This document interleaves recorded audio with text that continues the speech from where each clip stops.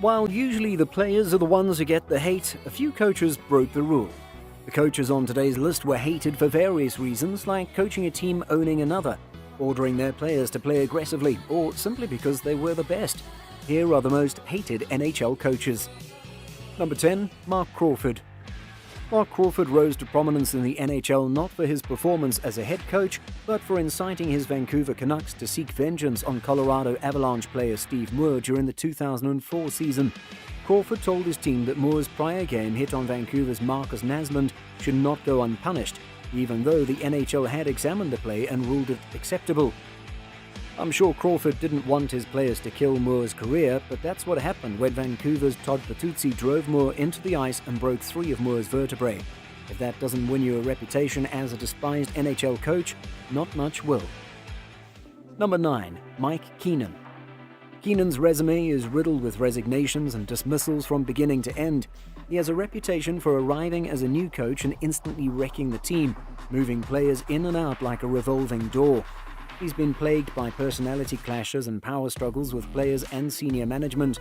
He gained the nickname Captain Hook due to his habit of yanking his goalies multiple times during a game. He pulled goaltenders Ron Hextall and Chico Resch 5 times in a single game while with the Philadelphia Flyers. He frequently chastised his star players. No one was exempt from his scrutiny. Why be content to be a decent player when you may be a great player, he once asked Trevor Linden.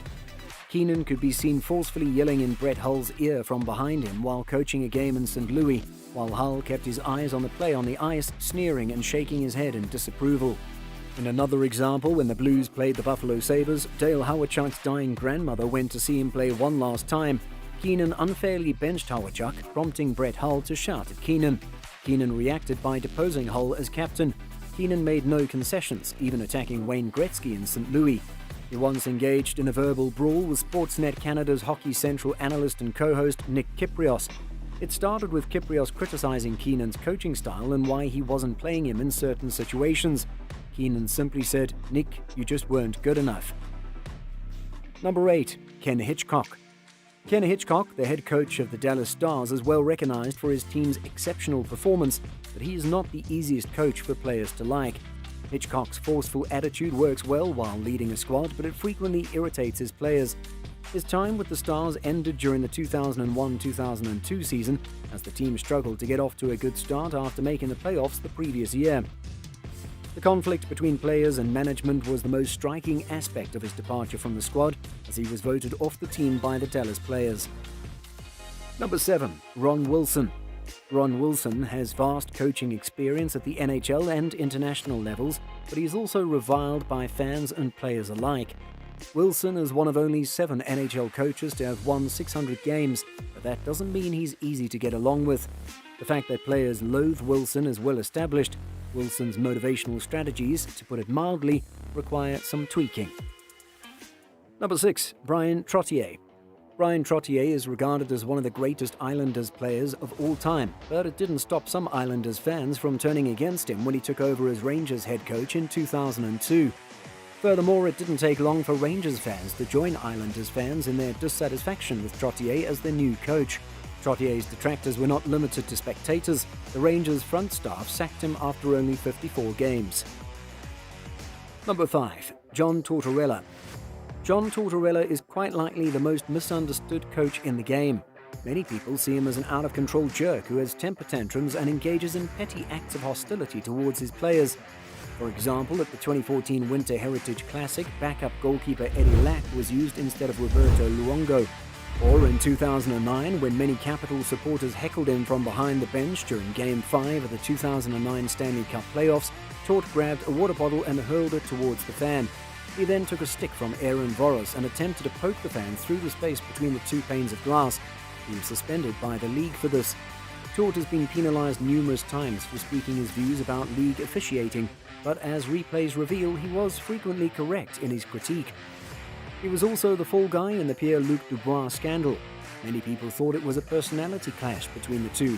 Tortorella has a snobbish manner while meeting with members of the press and becomes easily irritated when asked questions he considers stupid. As a result, they exclusively show the negative aspects of his personality. Players were given the opportunity to evaluate Tortorella as a head coach after leaving Columbus. They all knew him as a coach and had nothing but respect for him. "He's a tough coach, but I can take it," Pierre-Luc Dubois said. "Nothing is private. I grew up with a coach father who taught me that when a coach challenges you, it's never personal. He only wants what's best for you. That is how I see Torts, and I have nothing but admiration for him." Tort has an obscure trait that defies his nasty reputation. He is an animal lover. He has co-founded Hockey and Hounds, a humanitarian organization that promotes pet adoptions through volunteer labor. You too can obscure any bad traits you have by subscribing to our channel, as this is the only gratification we get from making these videos. Number 4. Wayne Gretzky. We know he's the greatest hockey player of all time, but Wayne Gretzky's coaching attempt in Phoenix was a disaster. Gretzky's ownership position in the Coyotes, the fact that Gretzky brought in his agent to serve as general manager, and Gretzky's contract extension all engendered a great deal of hatred and scorn as the team's head coach. Granted, Gretzky did not have a star-studded squad in Phoenix throughout his coaching career, but it is the head coach's role to motivate a team. With the uncertainty surrounding the team's financial viability, the situation with Gretzky was doomed from the start. Number 3. Scotty Bowman. Scotty Bowman is widely considered one of the finest coaches in any major professional sport, as evidenced by his 9 Stanley Cup championships as a head coach. So why is he one of the NHL's most despised coaches? Simply put, he is the finest. Being the best in a given sport has its drawbacks, namely everyone in the league begins to despise you as a result of your achievements. If you support the Detroit Red Wings, you undoubtedly like Bowman despite his stern persona behind the bench. After all, he presided over the Wings during their 3-year Stanley Cup run. But if you don't support the Lions, Bowman is undoubtedly someone you despise, even if you don't know why.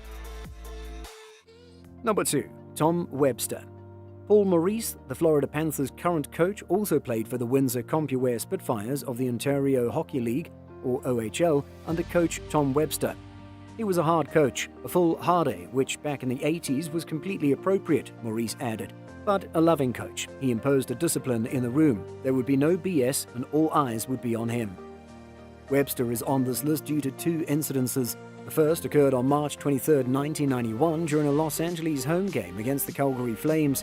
Webster leaned over the boards and knocked out Calgary Flames center Doug Gilmour while the Flames players were pushing and shoving in front of the Kings bench during a 3-0 disadvantage. On November 16, 1991, during a game against the Detroit Red Wings, the second occurrence occurred. Webster was so enraged by a call that he hurled a stick from the bench at Kerry Fraser, striking him in the skate. The league imposed a 12-game penalty on Webster. Number 1. Dale Hunter. Need I say more about Dale Hunter? Many people despise Dale Hunter because of his hit on New York Islanders Pierre Turgeon in the 1993 Patrick Division semi-finals. But how did he fare as a coach? Essentially the same. As a player, he was known for being a ferocious competitor on the ice while remaining quiet and reserved in the locker room. He has Hall of Fame credentials as a coach.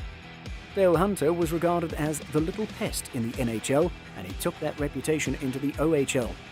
Hunter received a 4-game suspension from the OHL in September 2005 for failing to prevent one of his players from leaving the bench to start a fight during an exhibition game.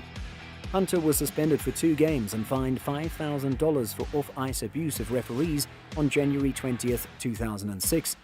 Hunter was fined $5,000 again that year for insulting officials after his London Knights were swept in the playoffs. Hunter was suspended in September 2006 for failing to prevent one of his players from leaving the bench to engage in a brawl during a game. If you've enjoyed this video, click this link to watch a video about the most hated NHL players.